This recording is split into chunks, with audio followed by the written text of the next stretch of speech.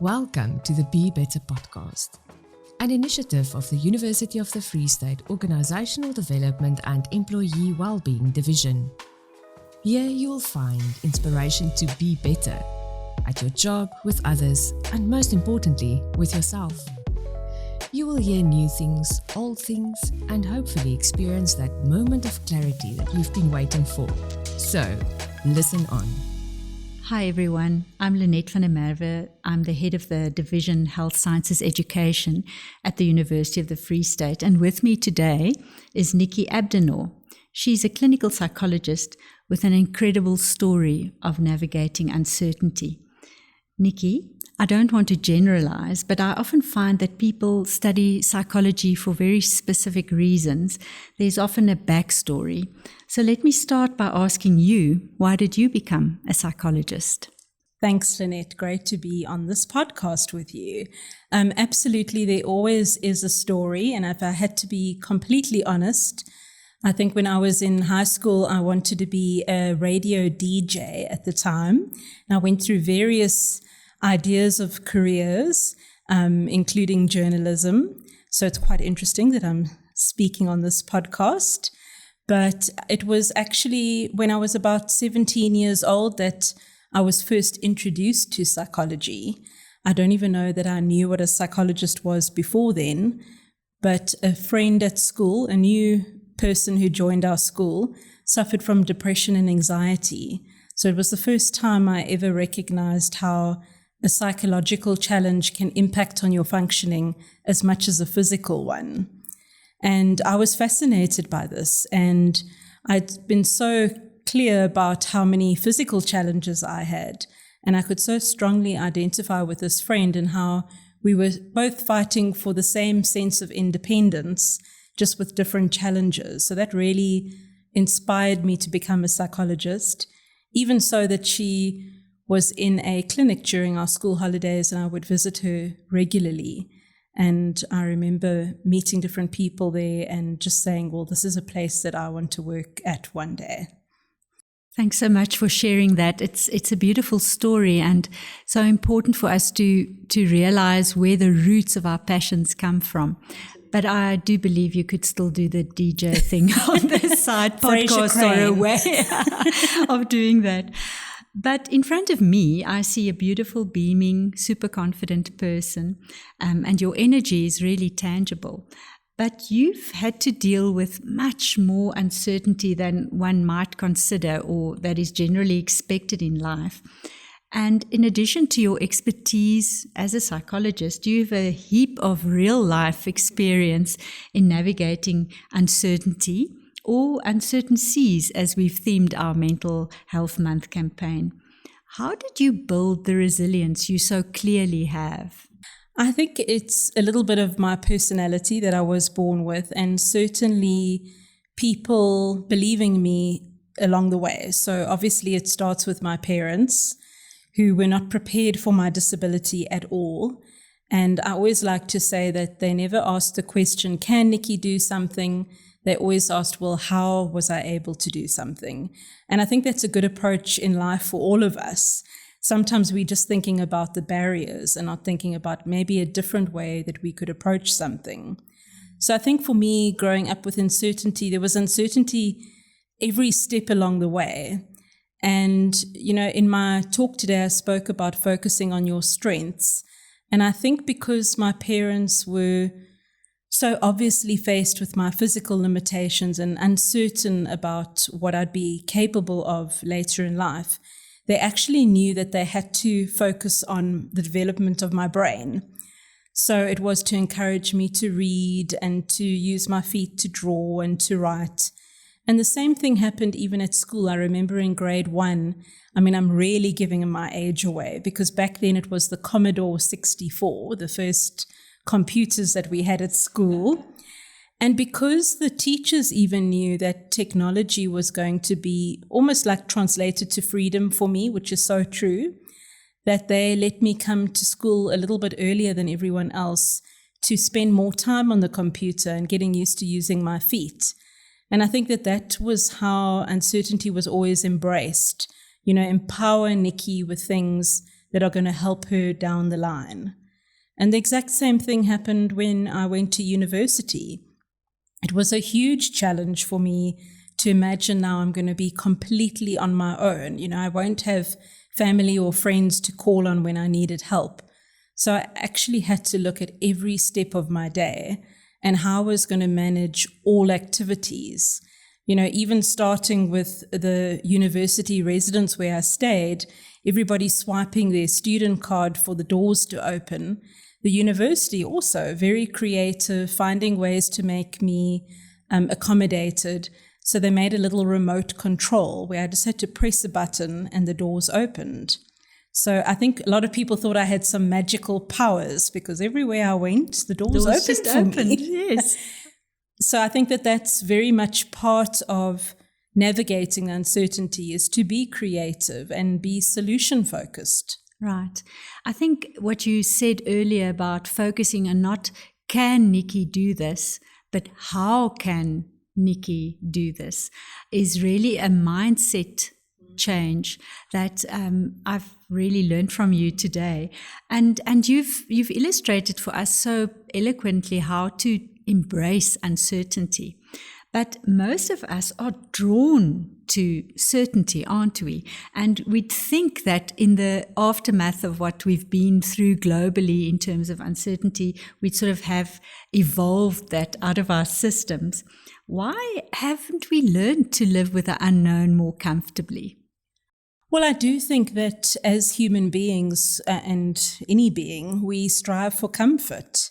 We strive for what we know. We almost want to live in a cotton wool world where we're protected and everything works out and everybody likes us. And unfortunately, it's not the way life works. And I think the sooner we accept that, the easier it is to embrace change, take risks. I like to call myself a realistic optimist. So I'm certainly optimistic. The glass is always half full. But at the same time, I'm realistic about things. Sometimes everything's not going to be possible. In my practice, I might see somebody who really struggles with relationships. And I'm not there to say, well, everyone must like you. I'm there to say, well, not everybody's going to like you. How are you going to cope with that? So it's really about a mind shift and to let go of this demand to know exactly what's going to happen, because nobody can. And until we let go of that, we are going to always seek out the comfort and actually lose out on a lot of opportunities and experiences.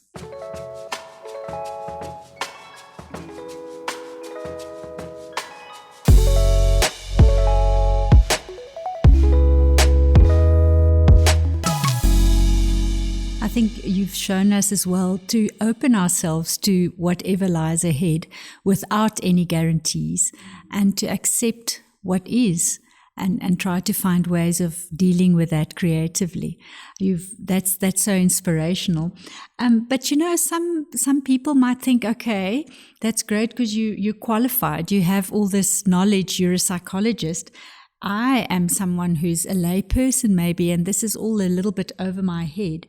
Where can people begin? What would you say is the first step that anyone can take in terms of embracing uncertainty, being a little less anxious about not knowing, or being a little less afraid about being uncertain? Okay, well, that's a great question, and I believe strongly in translating ideas into actions. So the first thing for me that I think is so important for people to recognize is that we don't have magical thinking. There's a lot of people that maybe are very stressed and worried about things, and they almost believe, well, the more I stress and worry about them, the less likely something bad is going to happen. That's magical thinking.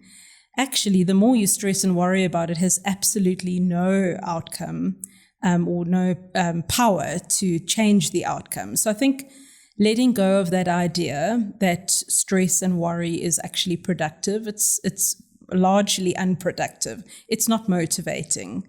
And then also just to recognize when it comes to things that we want in life and maybe we're scared to take the next step. I know often we focused on worst case scenarios. It's like if we are, for example, about to write an exam, we're just thinking about the worst case, and I'm going to fail. Oh, and then I'm going to have to pay for this course next year. My parents are going to be so disappointed. I'm not going to get a job. And, they're just thinking worst case scenario. And I think that the one tip I can tell people is, yes, the worst case scenario is there, but you need to ask yourself a very important second question. And that is, would I survive it?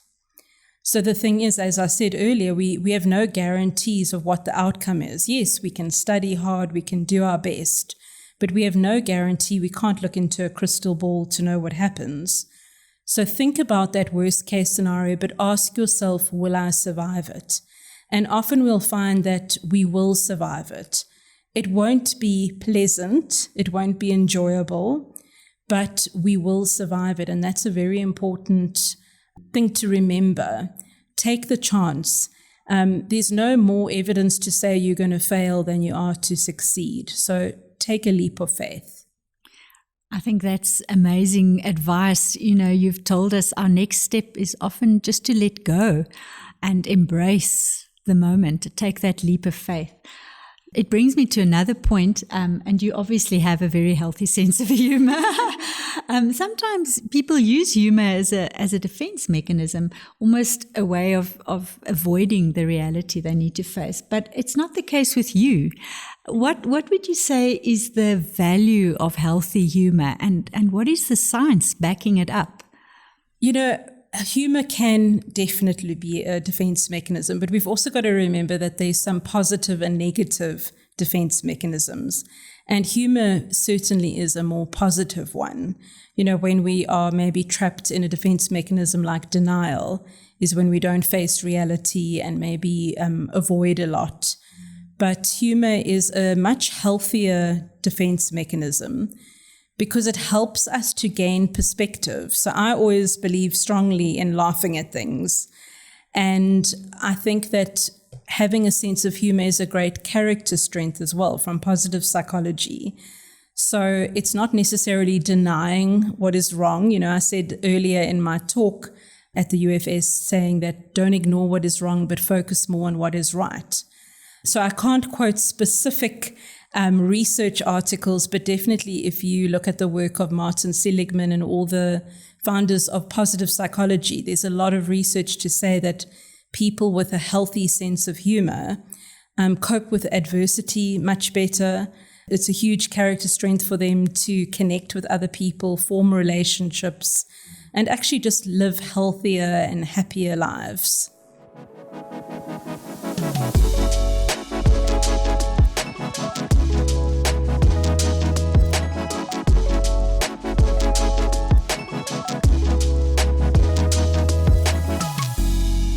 Let's talk about something that gave you the type of independence that many people take for granted, and that's your car. Can you take us back to that process that almost didn't happen? We read about your struggles with legislation, with finances, all the obstacles and barriers in your way. But ultimately, it turned out to be such an inspiring story, and that it resulted in your nonprofit, Nicky's Drive. Can you tell us a bit more about that? Yes. So I've always had the dream to drive. So from a very young age, I always wanted to drive a car. And I remember when I was in grade 11 or 12 and all my friends were doing their learners tests, I was very envious and I really wanted to be able to drive a car.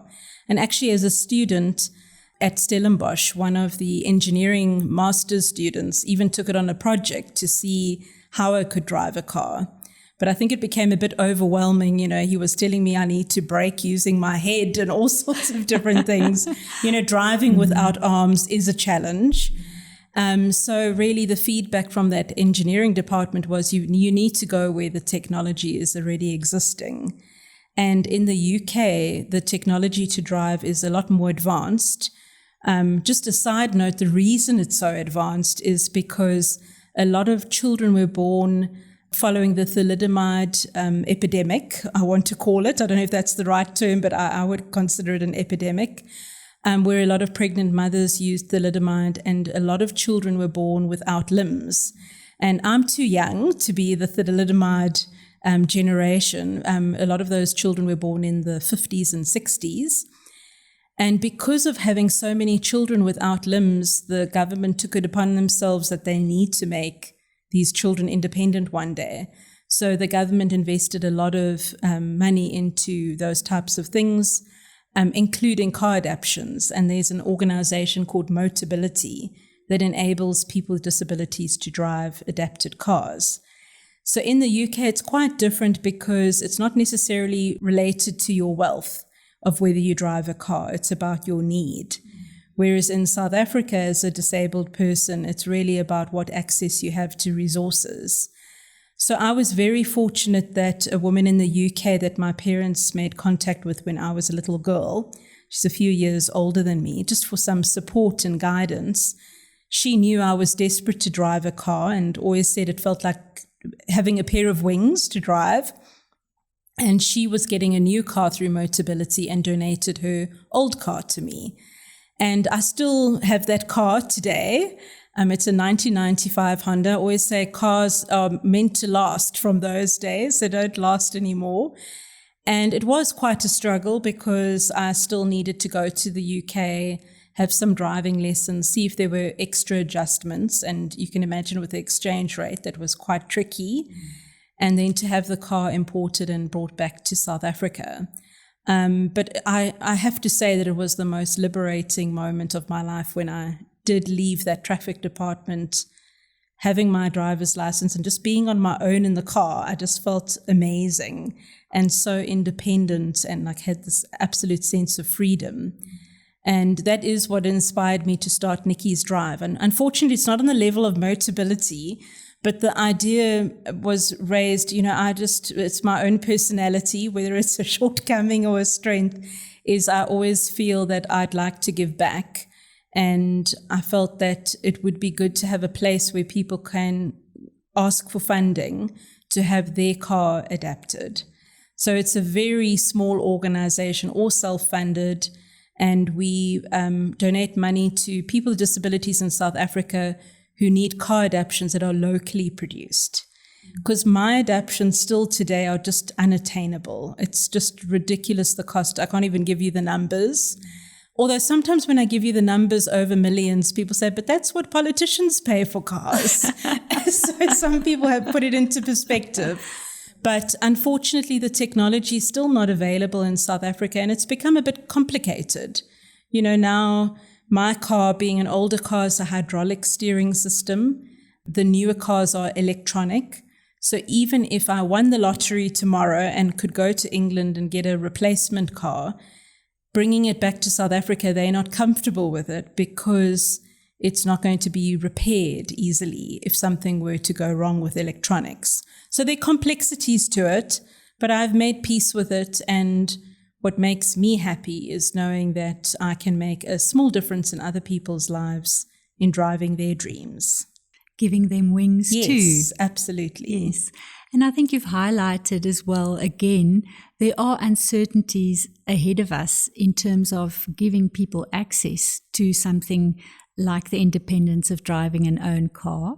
But even though we can't necessarily fix the complete problem, we can do something small. And your example of your NGO is so inspiring. Thank you. We're almost going to wrap up. I'm going to ask you a tough question. You love them. I love tough questions. But I think it's so useful for us to think about the choices we have. And if you could choose a life for yourself and look any way you can imagine or be anything that you could be, what would that life be? And maybe what would you like to change? It is a tough question because sometimes I do think about it, and I sometimes think, imagine I woke up one day and I didn't have a physical disability. And my first thoughts are, it would be incredible. I could do all these things that I've always wished that I could do. And I'm not denying the fact that having arms would help me a lot in life, make things a lot easier. But then I start to think about, but then what is my identity? Because being born this way, it's so linked to who I am.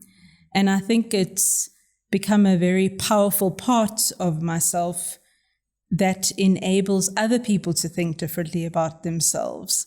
So I don't know if I'd want to give that up.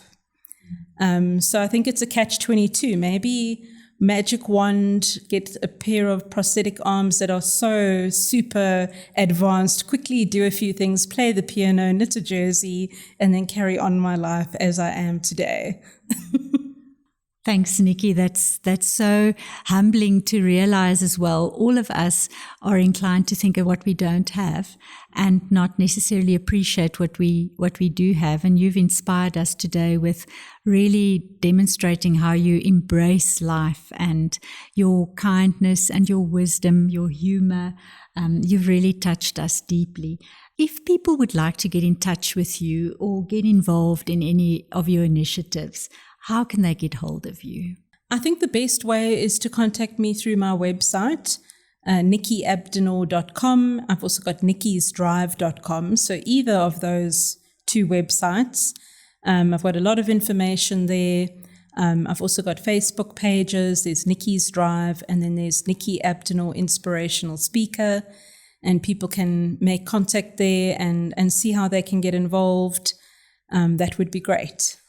Thanks so much, Nicky. And you've really made a whole lot of friends in Bloemfontein and at the University of the Free State today. Thank you for being part of this podcast and for sharing with us your journey and for inspiring us today. Thanks, Lynette. Thank you.